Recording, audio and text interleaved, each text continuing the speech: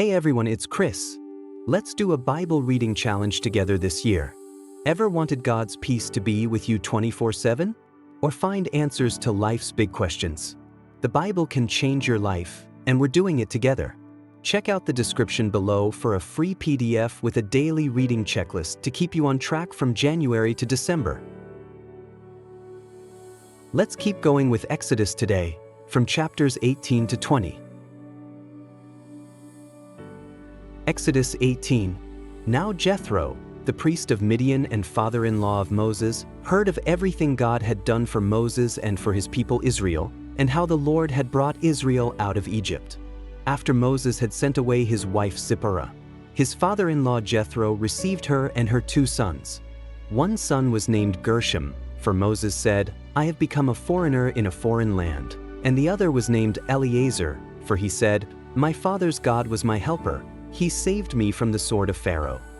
Jethro, Moses' father-in-law, together with Moses' sons and wife, came to him in the wilderness, where he was camped near the mountain of God. Jethro had sent word to him, "I, your father-in-law Jethro, am coming to you with your wife and her 2 sons." So Moses went out to meet his father-in-law and bowed down and kissed him. They greeted each other and then went into the tent. Moses told his father-in-law about everything the Lord had done to Pharaoh and the Egyptians for Israel's sake, and about all the hardships they had met along the way and how the Lord had saved them. Jethro was delighted to hear about all the good things the Lord had done for Israel in rescuing them from the hand of the Egyptians. He said, "Praise be to the Lord, who rescued you from the hand of the Egyptians and of Pharaoh, and who rescued the people from the hand of the Egyptians. Now I know that the Lord is greater than all other gods, for he did this to those who had treated Israel arrogantly." Then Jethro, Moses' father-in-law, brought a burnt offering and other sacrifices to God, and Aaron came with all the elders of Israel to eat a meal with Moses' father-in-law in the presence of God. The next day Moses took his seat to serve as judge for the people, and they stood around him from morning till evening. When his father-in-law saw all that Moses was doing for the people, he said, "What is this you are doing for the people? Why do you alone sit as judge, while all these people stand around you from morning till evening?" Moses answered him, "Because the people come to me to seek God's will. Whenever they have a dispute, it is brought to me, and I decide between the parties and inform them of God's decrees and instructions." Moses' father-in-law replied, "What you are doing is not good. You and these people who come to you will only wear yourselves out. The work is too heavy for you. You cannot handle it alone. Listen now to me, and I will give you some advice, and may God be with you. You must be the people's representative before God and bring their disputes to him. Teach them his decrees and instructions, and show them the way they are to live and how they are to behave.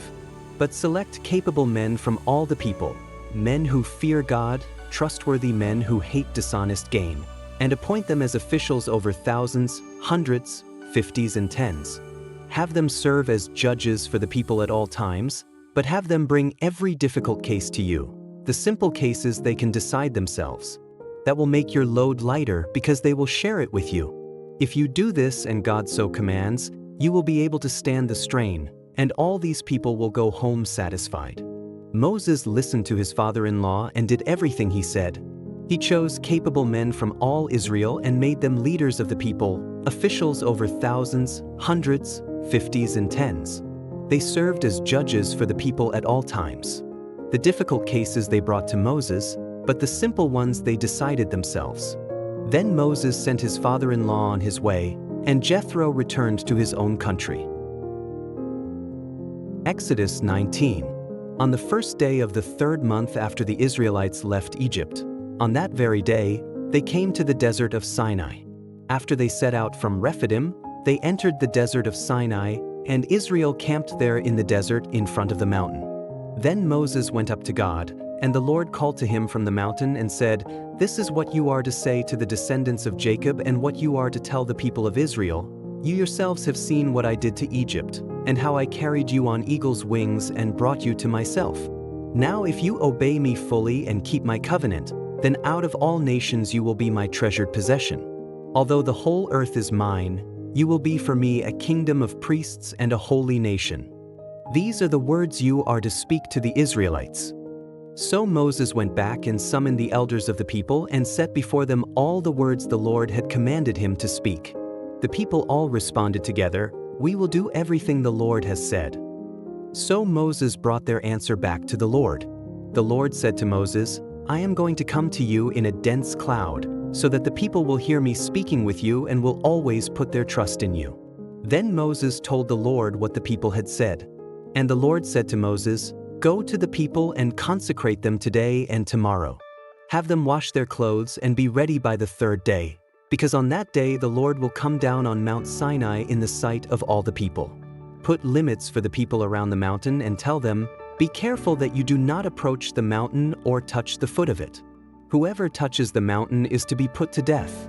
They are to be stoned or shot with arrows. Not a hand is to be laid on them. No person or animal shall be permitted to live. Only when the ram's horn sounds a long blast may they approach the mountain.'" After Moses had gone down the mountain to the people, he consecrated them, and they washed their clothes. Then he said to the people, "Prepare yourselves for the third day. Abstain from sexual relations." On the morning of the third day there was thunder and lightning, with a thick cloud over the mountain, and a very loud trumpet blast. Everyone in the camp trembled. Then Moses led the people out of the camp to meet with God, and they stood at the foot of the mountain. Mount Sinai was covered with smoke, because the Lord descended on it in fire. The smoke billowed up from it like smoke from a furnace, and the whole mountain trembled violently. As the sound of the trumpet grew louder and louder, Moses spoke, and the voice of God answered him. The Lord descended to the top of Mount Sinai and called Moses to the top of the mountain. So Moses went up, and the Lord said to him, "Go down and warn the people so they do not force their way through to see the Lord, and many of them perish. Even the priests who approach the Lord must consecrate themselves, or the Lord will break out against them." Moses said to the Lord, "The people cannot come up Mount Sinai, because you yourself warned us. Put limits around the mountain and set it apart as holy." The Lord replied, "Go down and bring Aaron up with you. But the priests and the people must not force their way through to come up to the Lord, or he will break out against them." So Moses went down to the people and told them. Exodus 20. And God spoke all these words, "I am the Lord your God, who brought you out of Egypt, out of the land of slavery. You shall have no other gods before me. You shall not make for yourself an image in the form of anything in heaven above, or on the earth beneath, or in the waters below. You shall not bow down to them or worship them, for I, the Lord your God, am a jealous God, punishing the children for the sin of the parents to the third and fourth generation of those who hate me, but showing love to 1,000 generations of those who love me and keep my commandments. You shall not misuse the name of the Lord your God, for the Lord will not hold anyone guiltless who misuses his name. Remember the Sabbath day by keeping it holy. 6 days you shall labor and do all your work, but the seventh day is a Sabbath to the Lord your God. On it you shall not do any work, neither you, nor your son or daughter, nor your male or female servant, nor your animals, nor any foreigner residing in your towns. For in 6 days the Lord made the heavens and the earth, the sea, and all that is in them, but he rested on the seventh day. Therefore the Lord blessed the Sabbath day and made it holy. Honor your father and your mother, so that you may live long in the land the Lord your God is giving you. You shall not murder. You shall not commit adultery. You shall not steal. You shall not give false testimony against your neighbor. You shall not covet your neighbor's house. You shall not covet your neighbor's wife, or his male or female servant, his ox or donkey, or anything that belongs to your neighbor." When the people saw the thunder and lightning and heard the trumpet and saw the mountain in smoke, they trembled with fear. They stayed at a distance and said to Moses, "Speak to us yourself and we will listen. But do not have God speak to us or we will die." Moses said to the people, "Do not be afraid. God has come to test you, so that the fear of God will be with you to keep you from sinning." The people remained at a distance, while Moses approached the thick darkness where God was. Then the Lord said to Moses, "Tell the Israelites this, you have seen for yourselves that I have spoken to you from heaven. Do not make any gods to be alongside me. Do not make for yourselves gods of silver or gods of gold. Make an altar of earth for me and sacrifice on it your burnt offerings and fellowship offerings, your sheep and goats and your cattle. Wherever I cause my name to be honored, I will come to you and bless you.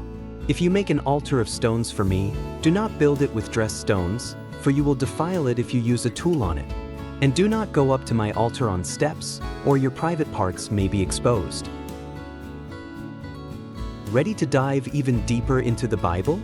I've got a complete course for you to explore every book from cover to cover. Check out the link in the description. Share this journey with your loved ones. God's Word is for everyone.